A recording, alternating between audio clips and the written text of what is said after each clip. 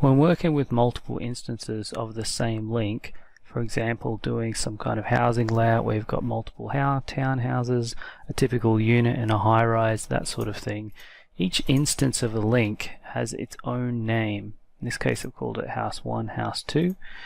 This gives you some options in the Revit links here to actually provide overrides for each individual instance, and that includes being able to override design option, visibility, etc. to have some variation between those, or a by linked view options if you want to look at specific plans for each individual instance.